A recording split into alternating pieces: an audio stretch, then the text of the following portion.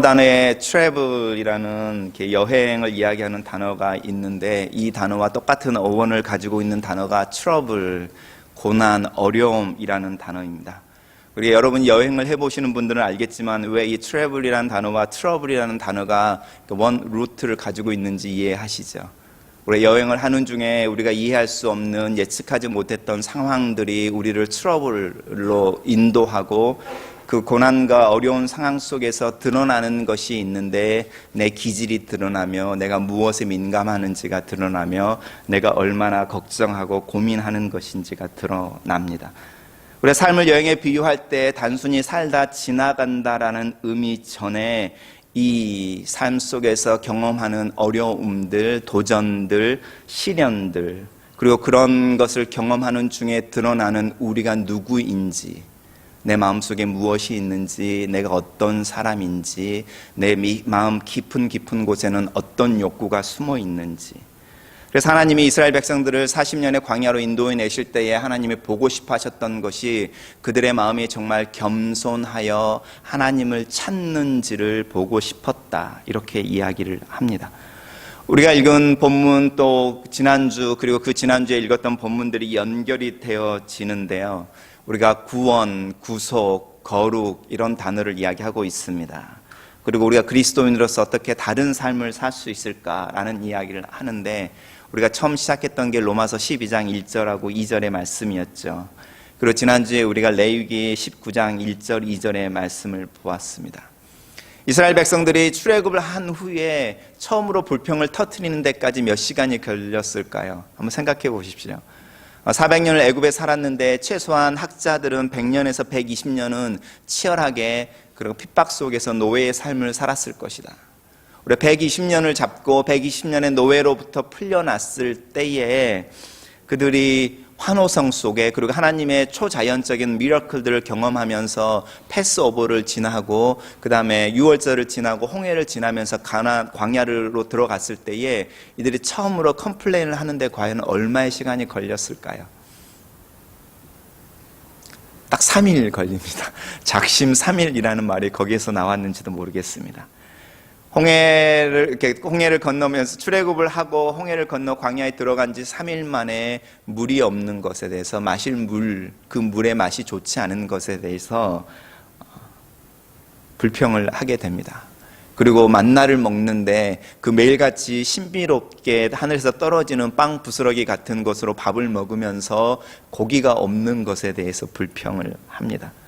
그렇게 물과 또 먹을 것에 대해서 불평을 하면서 이스라엘 백성들이 시내산에 도착할 때 3개월쯤 되었습니다. 그리고 이 시내산에서 1년을 머물면서 하나님이 이스라엘 백성들에게 어떻게 살 것에 대한 이야기를 하는 거죠. 결국 생각해 보십시오. 그러면 우리가 지난주에 읽었던 농부의 거룩함, 비즈니스 하는 사람들의 거룩함, 사람들을 고용해서 자신들의 일들을 하게 하는 부자의 거룩함, 또 재판하는 사람들의 거룩함 이야기할 때 이미 그때에는 이런 직업들이 이스라엘 사람들 속에는 없었던 거죠.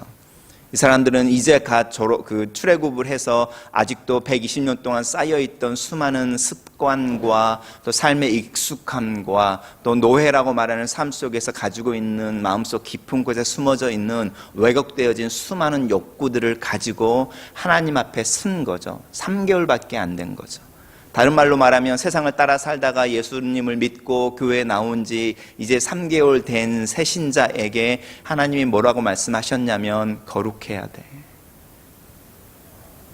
생각해 보십시오. 하나님이 온전하신 것처럼 너희도 온전해야 돼.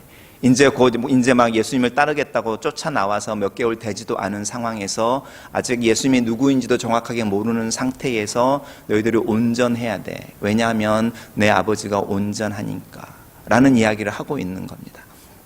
우리가 계속 이야기하고 있는 다른 삶을 어떻게 살아낼 수 있을까? 그 다른 삶의 키워드는 거룩이라는 것입니다. 그리고 이 거룩이라는 것은 종교적인 액티비티 속에 나타나는 것이 아니라 하나님 앞에서 내 삶을 진솔하게 치열하게 살아가려고 하는 애티튜드 속에서 나타납니다라고 말할 때, 이 거룩이라는 단어를 예수를 막 믿는 이에게 목표로 던져주는 겁니다. 그래서 사도 바울은 골로새서에서 로마 시대의 하인들에게 이야기를 하는 거죠. 너희들이 주인의 목욕물을 데울 때에 주인의 아침밥을 지을 때에 그 밥을, 그 물을 주님의 목욕물, 주님의 밥을 차리는 것처럼 그런 태도로 할 수 있겠느냐?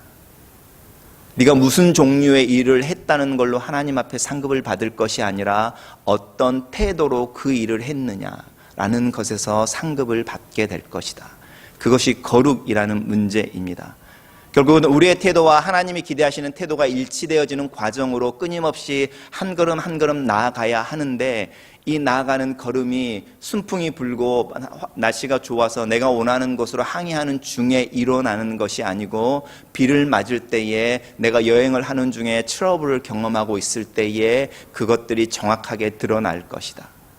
그래서 정말로 믿음은 해가 화창하게 찐 가을 하늘 아래 발견되어지는 것이 아니라 폭풍우가 치고 내일이라도 당장 이 세계가 멸망해 버릴 것 같이 어수선한, 그리고 으시시한 겨울날이나 아니면 큰 폭풍우 속에서 그 믿음이 드러나는데, 그 믿음의 평가가 네가 얼마만큼 거룩하느냐라는 부분이었습니다.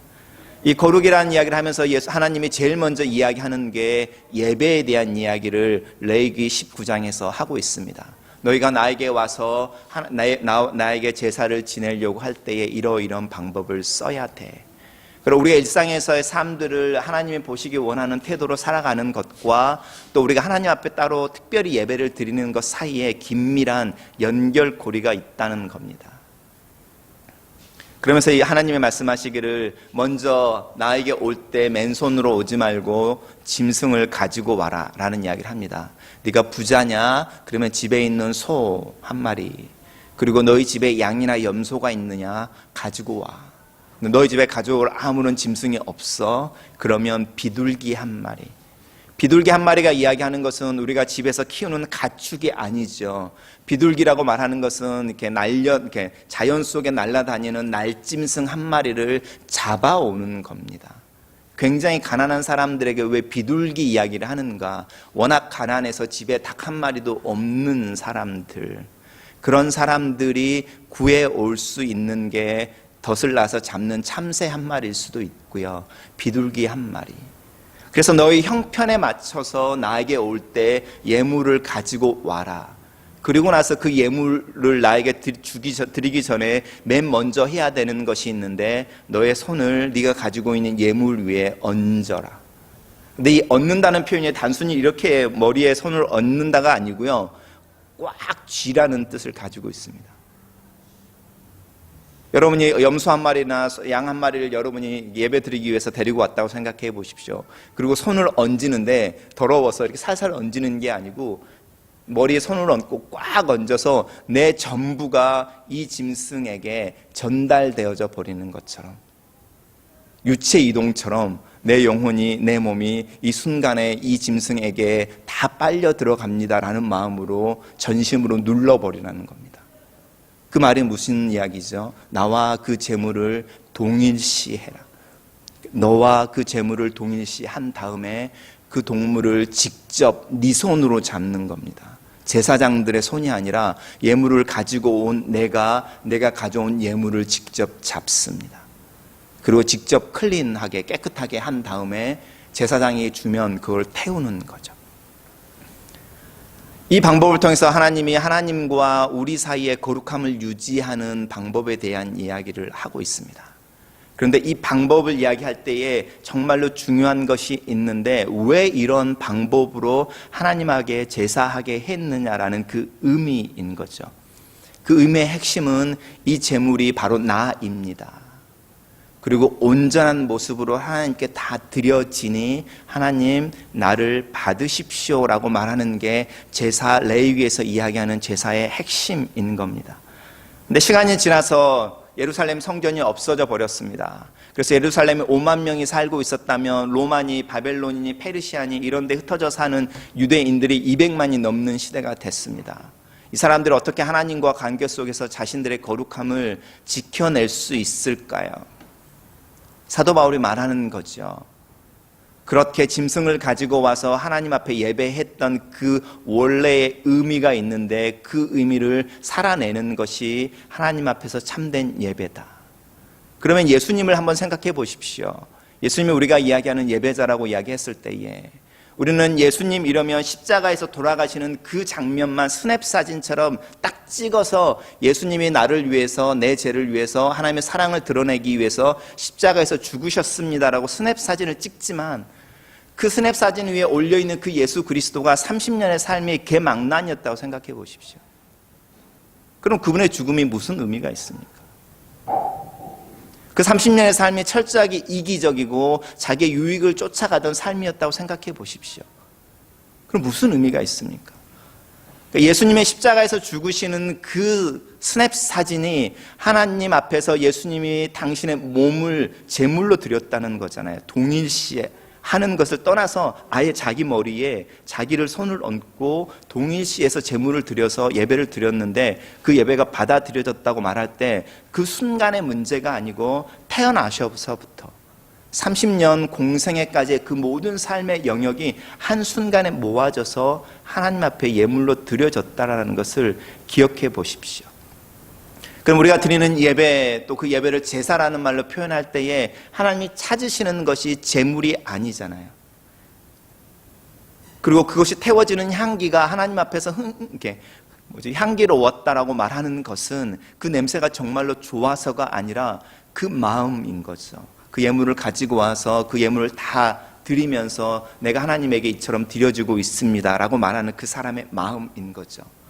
그래서 성경에서 말하는 이 번제라고 말하는 동물이 태워지는 그 향기로운 제사를 신약으로 넘어오니까 성도들이 하나님 앞에 드리는 찬양과 기도라고 말하는 겁니다. 왜냐하면 이 찬양과 기도에 우리의 전심이 담겨져 있으니, 하나님이 구약 시대에 동물의 타는 냄새를 맡으며 향기롭다고 말씀하셨던 것처럼 우리 마음이 쏟아져서 하나님께 올라가는 우리의 말인 거죠. 우리의 기도, 우리의 말이죠. 찬양을 향기롭다고 말씀하시는 겁니다. 그러면서 우리에게 이야기하시는 거죠. 내가 원하는 것, 너희들의 삶 그 자체. 우리가 예배하기 위해서 모였습니다. 하나님 우리에게 원하시는 것은 우리가 이 예배하는 형식을 원하시는 게 아니죠. 이 순간에 여기에 앉아있는 나, 여러분, 예배하는 자를 원하고 계신다는 겁니다.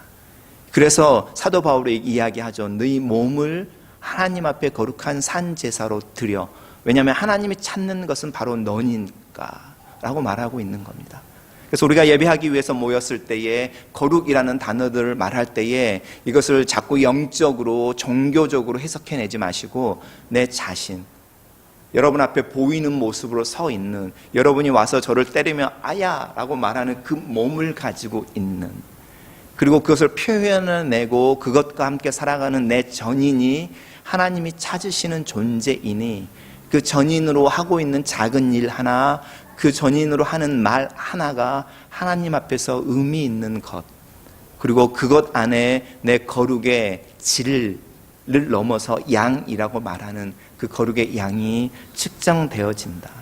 예배도 마찬가지인 겁니다. 우리가 예배하기 위해서 모였을 때 몸은 여기 있지만 여러분의 마음이 다른 곳에 가 있다고 생각해 보십시오. 그럼 하나님이 찾으시는 여러분의 마음은 어디 있는 겁니까? 몸은 여기 있는데 마음도 여기에 와 있어야 합니다. 내 몸과 내 마음이 함께 있을 때 그것이 가장 온전하다는 뜻인 거죠. 예를 들어서 우리가 성경을 읽으면 성경의 검정 글씨들이 거미줄처럼 나에게 이것을 해, 저것을 해, 이것을 하지 마, 저것을 하지 마라고 말하는 것 같죠. 여러분 이렇게 앉아있으면 갑자기 아이들 걱정되시죠.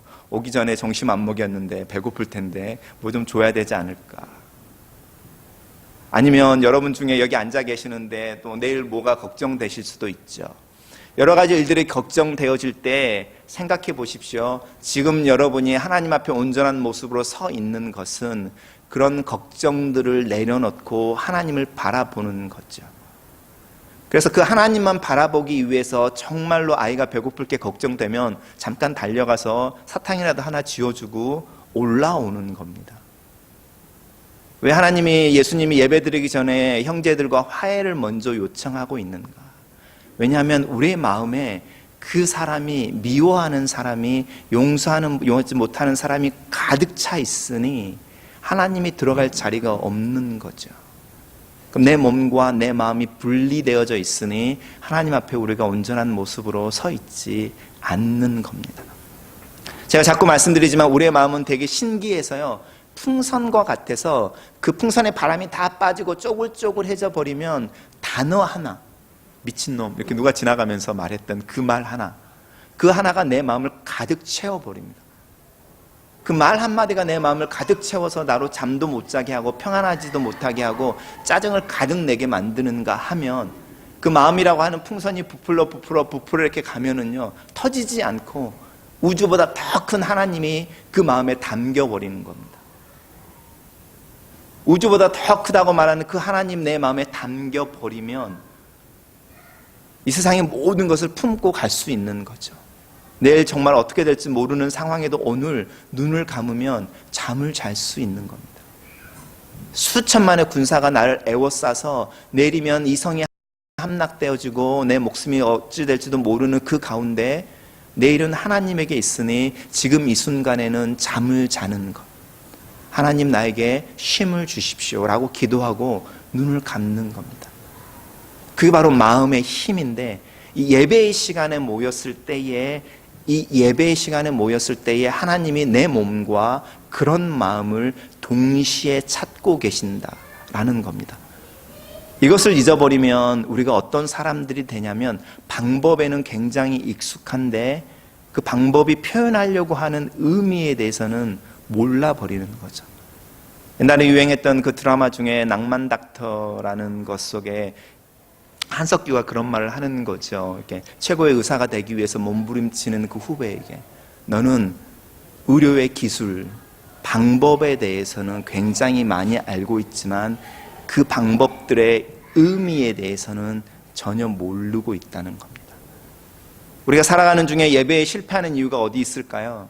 우리가 거룩이라는 걸 배우면서도 그 거룩이 어려운 이유가 어디에 있냐면, 방법은 아는데 그 방법을 통해서 표현해내려고 하는 의미에 대해서는 우리가 알지 못하는 겁니다. 또 우리가 읽은 본문 속에서도 마찬가지죠. 사마리아 여인을 생각해 보십시오. 5명의 남편을 두고 이제는 또 다른 남자와 살고 있는 여인. 그 동네에서 햇볕이 가장 뜨거울 때 홀로 나와서 뜨근뜨근해진 물을 기르고 있는 이 여인. 삶이 고단하고 그 삶이 무게가 있고 사람들의 멸시와 질시의 시선을 느끼며 하루하루를 버텨내는 그 여인. 그 여인에게 가서 예수님이 이야기하는 중에 대화가 아이러니하게도 예배로 흘러버리는 겁니다. 먹고 사는 문제가 아니라 내 마음속에 깊은 것을 터치하는 문제로 흐르니, 그 내 마음 깊은 곳에 있는 삶의 의미와 존재의 근거와 나를 무엇이 정말로 행복하게 만들며 의미 있게 만드는지라고 말하는 big question이라고 말하는 그것으로 흘러버리니 종결이 예배라는 단어로 가버리는 겁니다. 무슨 뜻이냐면, 우리 예배 위에서 모였을 때의 예배의 의미는 내가 누구인지를 억셉트하는 것에서부터 시작합니다. 나는 하나님이 필요한 존재입니다 라는 것에서 시작을 합니다. 이 마음을 잊어버렸을 때에 내가 무엇인가를 이제 내 힘으로 이걸 할 수 있겠네 라고 마음이 드는 순간, 나도 모르게 내 눈이 여기서 이렇게 높아진 거 경험하십니까? 내 마음이 여기에 있었는데 갑자기 이렇게 높아져 버리는 거 아십니까? 내 힘으로 이제 할 수 있겠네. 이게 될까 말까 걱정했는데 이게 내 눈앞에 되는 것으로 다가와 있어서 금방 따먹을 수 있을 것처럼, 내 손으로 뻗치면 잡혀서 따서 먹을 수 있을 것 같은 마음이 들었을 때에 내 눈과 내 마음이 높아져 버립니다. 내 마음과 내 눈이 높아져 버리면 눈이 여기에 있으니 보이는 사람들이 없는 거죠. 교만의 가장 큰 특징은 무엇이냐면, 내 주변에 있는 사람들이 안 보인다는 거죠. 이렇게 얼굴을 보고 만났는데 그 사람의 눈빛이 보이지 않고 그 사람의 얼굴빛이 보이지 않는 겁니다. 하나님의 교만에 대한 이야기를 하고, 이 교만한 자가 하나님 앞에 절대로 예배할 수 없는 이유는 안 보이죠. 하나님이 의미가 없는 존재인 겁니다. 근데 아이러니하게도요, 모든 상황들이 다 돼서 내 손에 무엇인가 가득 채워져 있고 쥐어져 있을 때도 우리의 마음과 눈이 높아져 버리지만, 내 손이 아무것도 없고 비어 있을 때, 또 내 마음이, 내 눈이 낮아져야 하는데 높아져 버리는 겁니다.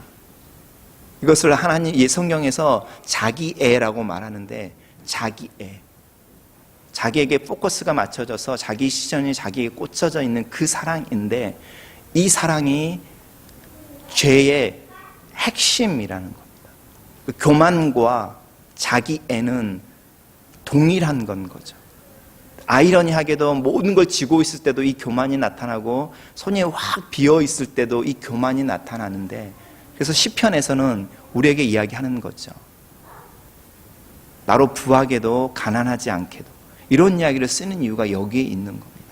내가 예배하는 자로 서려고 했을 때에 하나님이 필요한 존재입니다라는 고백에서 시작을 하는 것이고, 그 필요한 하나님이 나와는 다른 존재이니 나를 이해하실 수 있습니다, 나를 도우실 수 있습니다, 내 삶의 의미와 힘과 활력을 가져올 수 있습니다 라는 고백이 예배하는 자의 첫 고백인 거죠. 저 문을 들어서 성전에 앉으셔서 퓨에 이렇게 의자에 앉아서 제일 먼저 고백하는 것이, 하나님은 나의 하나님이십니다. 하나님은 하나님이며 나는 나로 이곳에 앉아 그 하나님을 예배합니다 라고 말하는 겁니다. 그것이 하나님은 영이시니라는 뜻인 겁니다. 나로 이곳에 있게 하신 분이 하나님이시며, 나를 이곳에 불러 앉게 하신 이도 하나님이시며, 나에게 기회를 주어 한국을 떠나 캐나다로 옮겨오게 하신 이도 하나님이시니, 내가 항해를 시작할 때에 나로 항구를 떠나게 하신 분이 하나님이시니, 내 항해하는 중에 내가 원하지 않는 바람으로 내가 가는 길에서 진로에서 벗어나 이만큼 내 배를 옮기신 이도 하나님이시니, 여기 이 자체로 하나님 앞에 예배한다는 겁니다. 이해할 수 없는 것들이 있고, 포용할 수 없는 것이 있고, 용납할 수 없는 것들이 있지만 여전히 내 삶이 하나님의 손에 있으니, 이 예배의 시간에 고개를 숙이고 내 마음을 잠잠케 하고, 내가 삶을 가득 채우고 있는 것들을 다 비워 우주보다 더 큰 그 하나님이 내 마음에 담기길 원하고, 내가 그 하나님 품에 담기기를 원합니다 라고 고백하는 것이 예배의 시작이며, 그게 예배의 의미인 겁니다.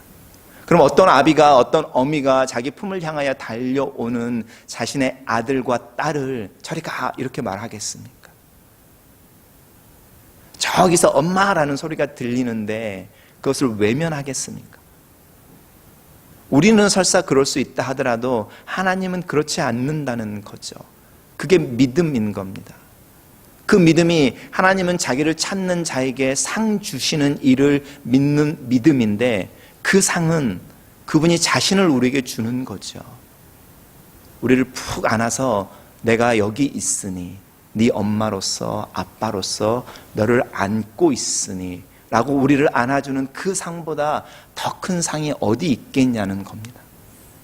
그럼 우리가 워시퍼로서 하나님 앞에 서서 하나님이 truly worthy 합니다, my life에서 이렇게 말할 때 하나님이 우리에게 respond 하는데 same to you, you are worthy to me 이렇게 말하는 거죠. 이게 예배의 교감인 겁니다. 이런 예배의 경험이 우리가 일상의 삶 속에서, 그래서 하나님의 사랑을 받는 자로 살아가려고 하는 그 몸부림을 가능하게 해주며, 그 몸부림이 다시 이쪽으로 돌아와서 일주일에 하루 1시간 모였을 때에 그 몸부림들의, 그 몸부림에서 실패도 있고 성공도 있고 고민도 있고 갈등도 있겠지만 그 작은 순간들이 하나님 앞에 의미가 있어지는 거죠. 맞물려 있는 것이 예배하는 삶, 그리고 그 예배하는 삶과 거룩한 삶은 사실은 동전의 양면처럼 하나로 가는 것. 근데 이것이 종교적인 액티비티로 교회라는 울타리 안에서만 이루어지는 것이 아니라, 교회와 우리가 이루고 있는 삶의 실제 현장과 긴밀하게 왔다 갔다 하면서 하루 종일, 일주일 내내, 한 달, 1년, 우리의 평생에 경험되어지는 역학이어서 우리의 삶은 살아내는 진리이며 살아내는 믿음이라는 겁니다. 그런 말에서 사람들이 말하기를 기독교는 종교가 아닙니다, 기독교는 삶입니다 라는 말을 쓰는 이유가 거기에 있습니다. 때로는 우리가 흔들릴 수 있습니다. 때로는 우리가 고민할 수 있습니다. 그렇지만 우리의 삶은 여전히 하나님 손에 있습니다. 라는 그 고백이 풍랑 속에 있는 배 하나가 바다 깊은 곳에 닷을 내리고 있는 그 닷줄처럼 우리의 삶을 고정하고 있다면 그 풍랑 속에서 우리가 이곳저곳으로 밀릴 수 있지만 표류하지는 않는다는 겁니다. 아무리 화려한 유람선이라 하더라도 풍랑 가운데 닷을 내리지 않고 있으면 밀려버리는 거죠.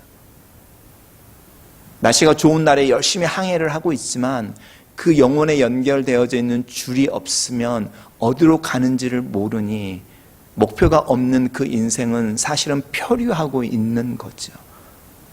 이 삶에는 호칭이 필요가 없는 겁니다. 그리고 그 삶의 직함도 필요가 없는 겁니다. 하나님과 내 사이 속에서 나는 하나님 앞에 예배하는 자로 서 있는가.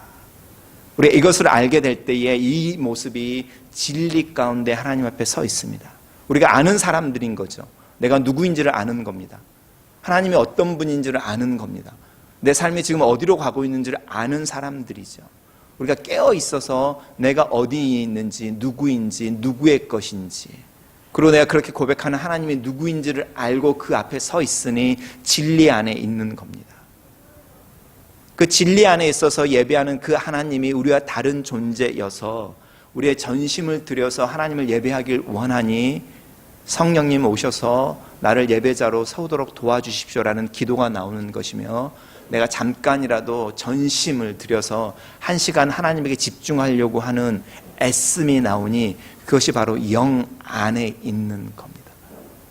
우리가 영으로 진리로 하나님 앞에 예배하는 자로 설 때에 우리의 삶 속에 하나님의 능력이 나타나며 예수님이 사마리아 여인에게 이야기하고 싶었던 그 무엇이 있는데 그 무엇이 우리 삶 속에 경험되어진다는 겁니다. 그러면 성경이 말하고 있는 풍성한 삶이라고 말하는, 사실은 경험해 본 사람들이 실제로는 많지 않은, 근데 그것을 경험해 본 사람들은 하나님이 내 삶을 사용하시고 내 삶의 주인이라고 고백하게 하는 그 abundant life라고 말하는 그것이 경험되어지는 겁니다. 이것은 논리의 문제도 아니고 지식의 문제도 아니고 삶의 문제이니, 결혼한 사람이 내가 결혼했다는 걸 아는 것처럼 내가 그리스도인입니다라는 고백이 자연스럽게 일어나는 삶의 경험이 있는데, 이 경험이 하나님 앞에 최선을 다해서 우리가 알고 있는 지식에 근거해 예배자로 서 있는 자들의 삶 속에 경험되어지는 삶, 그리고 이 삶에 대한 이야기를 우리가 순풍을 타고 맑은 하늘을 항해를 할 때 포도주를 한 잔씩 마시면서 이야기하는 것이 아니라 풍랑 가운데 있을 때에 격한 말로 닷을 올려, 돛대를 잡고 있어, 이렇게 말하는 그 상황 속에서 고백되어지고 가르쳐지는 내용이라는 겁니다. 그러니 우리가 거룩이라는 단어, 예배라는 단어, 하나님의 은혜라고 말하는 이런 모든 단어들이 언제 배워져야 합니까? 지금이죠. 여기서 배워져야 합니다. 그래서 레위기에서, 로마서에서, 그리고 성경 구석구석에서 예수님도 이 이야기를 하는 겁니다. 그리스도인의 삶은 거룩과 예배, 이 두 개가 뭉쳐져 있는 교회와 삶, 그것이 하나님이 찾으시는 삶, 신자의 본질이니 네가 처해 있는 상황과 상관없이 이것에 포커스를 맞추며 살아가게 될 때에 시간이 지나는 중에 지금 고민하는 고민의 문제들이 의미 있는 것으로 이해될 것이다. 이 고백이 믿음입니다. 이 고백이 논리를 뛰어넘는 확신인 겁니다. 그럼 우리가 정말로 힘들 때 다른 사람도 이상하게 생각할지라도요, 우리 입술에서 고백되어져야 되는 고백이 하나가 있는 거죠. 하나님, 내 삶은 하나님의 것이며 나는 하나님이 내 삶의 worthy한 분이라고 고백하는 자로 서 있습니다. 나는 내 삶에서 예배자입니다 라는 말을요, 계속 되새김질하는 겁니다. 그것이 묵상인 겁니다. 주야로 묵상한다고 말하는 것이 바로 이것인데, 설거지를 할 때도 하나님, 나는 설거지를 하며 하나님을 예배하고 있는 예배자입니다. 주님의 그릇을 닦듯이 이것을 닦고 있으니 이 순간이 예배의 순간입니다. 그러니 이 순간이 의미가 있는 것을 감사합니다. 고단한 하루 일과를 마치고 집으로 들어가려고 할 때에 이야기할 수 있는 거죠. 내가 잠깐 하나님을 잊어버릴 수 있었지만, 또 잊어버렸지만 그 순간들 속에 하나님이 함께 하셨던 것을 기억합니다. 그리고 그 삶의 순간순간이 하나님을 예배하는 것이었던 것을 기억합니다 라고 말하면, 여러분의 일상의 그 고단했던 작업의 시간들이 하나님 앞에 의미 있는 예배의 시간인 겁니다.